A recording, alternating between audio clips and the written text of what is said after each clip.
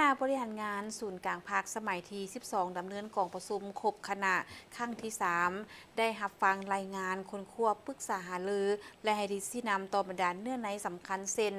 ผลการนำพาซี่นำของกลุ่มการเมืองและคณะเลขาธิการศูนย์กลางภาคประจำ 6 เดือนต้นปี 2026 และทิศทางแผนการ 6 เดือนท้ายปี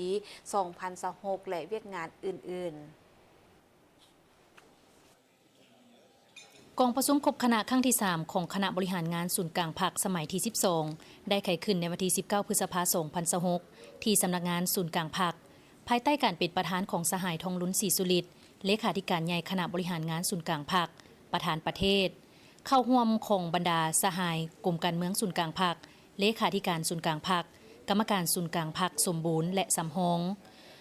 กองประชุมครั้งนี้ได้รับฟังการรายงานค้นคว้าปรึกษาหารือและให้ทิศซี่นำต่อปัญหา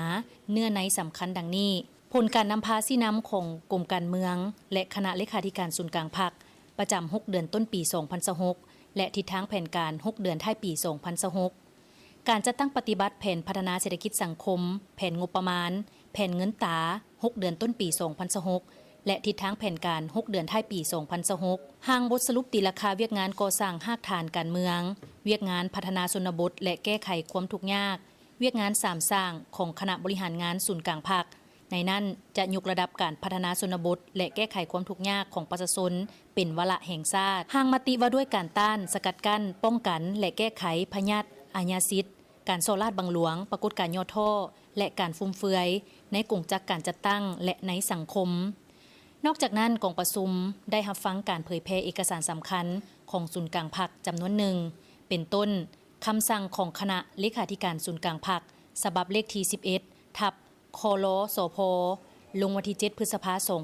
2026 ว่าด้วยการเพิ่มทวีการซี่นำของคณะพรรคต่อเวียกงานแห่ธาตุการคุ้มครองและการแก้ไขปัญหาย่อท่อด้านทรัพยากรธรรมชาติโอกาสนี้สหายทองลุ้นศรีสุริตได้มีคำเห็นว่าเมื่อทบทวนคืนทัศนะแนวทางแผนนโยบายของพรรคเฮาในหลาย10 ปีผ่านมาพวกเฮาเห็นได้อย่างชัดเจนว่าการนำพาพัฒนาประเทศชาติให้หลุดพ้นออกสถานภาพด้อยพัฒนายกระดับชีวิตการเป็นอยู่ของประชาชนให้สูงขึ้นและบืนตัวก้าวขึ้นเป็นประเทศกำลังพัฒนาแม่นพลกรรมประวัติศาสตร์แห่งการนำพาของพรรคยุคใหม่พรรคเฮาเวลาใดก็ยืนยันอย่างนักแน่นว่าการพัฒนาแม่นมีความจำเป็นแถวหน้าหรือมีความจำเป็นอันดับหนึ่งและเป็นหน้าที่ประวัติศาสตร์ในยุคใหม่ของพรรคทั้งเป็นความเรียกร้องต้องการอันหีบด่วนของประชาชนเฮาการนำพาพัฒนาของพรรคเฮาต้องบรรลุถึงการแก้ไขปัญหาพื้นฐานความรวมนั่นคือการแก้ไขความทุกข์ยากของประชาชนและความด้อยพัฒนาของประเทศชาติให้ได้ยุกำลังการผลิตให้ขยายตัวเพื่อมีพื้นฐานวัตถุเทคนิคที่ทันสมัยขึ้นเรื่อยๆเพื่อให้ประกันให้จังหวะการเติบโตของเศรษฐกิจแห่งชาติดำเนินไปอย่างต่อเนื่องเฮ็ดให้ประเทศชาตินับมือนับเจริญก้าวหน้าประชาชนมีคุณภาพชีวิตดีขึ้นสังคมมีความยุติธรรมหลายขึ้นและมีความสงบปลอดภัย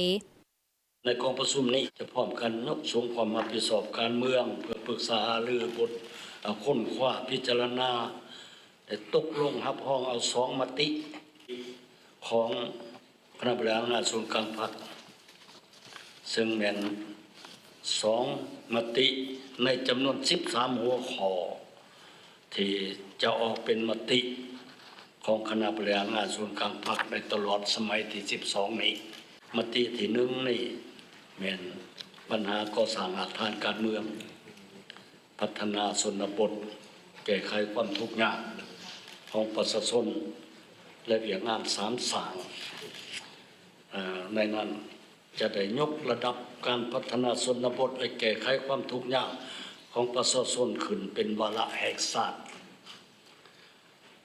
มติอันที่2แต่เป็นปัญหาการต้านสกัดกั้นป้องกันและแก้ไขพยาธิอาญาสิทธิ์การโซลาดบังหลวงปรากฏการย่อท่อการฟุ่มเฟือยในกรมจัดการจัดตั้งและในสังคมพรรคเฮาเวลาใดก็ยืนยันอย่างนักแน่นว่าการพัฒนาแม่นความจำเป็นแถวหน้าหรือว่าความจำเป็นระดับหนึ่งและ เป็นนาทีประวัติศาสตร์ยุคใหม่ของพรรคทั้งเป็นความเห็นของต้องการนำทิพย์ด่วนของป่าสนเอาการนำพาพัฒนาของพรรคเขาต้องบรรลุถึงการแก้ไขปัญหาพื้นฐานที่ควบรวมนั่นคือการแก้ไขความทุกข์ยากของป่าสนและความด้อยพัฒนาของประเทศชาติให้ได้ยุ่งกำลังการผลิตให้ขยายตัวโดยมีพื้นฐานวัตถุเทคนิคที่ทันสมัยขึ้นเรื่อยๆเพื่อรับประกันให้จังหวะการเติบโตของเศรษฐกิจแห่งชาติดำเนินไปอย่างต่อเนื่องให้ไทยประเทศชาตินับมือนับก้าวหน้าประชาชนมีคุณภาพชีวิตดีขึ้นสังคมมีความยุติธรรมหลายขึ้นและมีความสงบปลอดภัยพรรคเฮาได้กำหนดทิศสำคัญในการพัฒนาคือต้องรับประกันความยืนยงนำใส่ถ่ายแห้งทางด้านทรัพยากรให้สมส่วนคุ้มค่ามีประสิทธิผลทางรับประกันบ่ให้บกแห้งการพัฒนาเศรษฐกิจต้องไปเคียงคู่กับการพัฒนาคนสร้างคนให้มีทั้งความรู้ความสามารถมีความหนักแน่นทางด้านท่าแท้การเมืองคุณสมบัติศีลธรรมปฏิบัติมีความกระตือรือร้นและมีความบุกบืนสู่ชนสูงในการพัฒนาอันสำคัญต้องให้คนในชาติได้รับผลประโยชน์อย่างสมเหตุสมผลจากการพัฒนาเพื่อให้คนกลายเป็นกำลังแห่งที่แท้จริงของการพัฒนาประเทศพร้อมนั้นเลขาธิการใหญ่ยังเน้นหนักให้บรรดาสหายศูนย์กลางต้องได้เพิ่มทวีความรับผิดชอบการเมืองสุ่มสติปัญญาค้นคว้าคิดงำตึกตองและประกอบคำคิดคำเห็นอย่างมีจุดสุม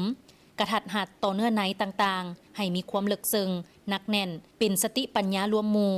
ของศูนย์กลางพรรคในการบูรณะแนวทางนโยบายเพื่อเป็นทิศชี้นำให้แก่การพันขยายและจะตั้งปฏิบัติให้เป็นจริงเฮ็ดให้คาดหมายที่กองประชุมใหญ่ครั้งที่ 12 ของพรรควางออกบรรลุผลสำเร็จอย่างจบงาม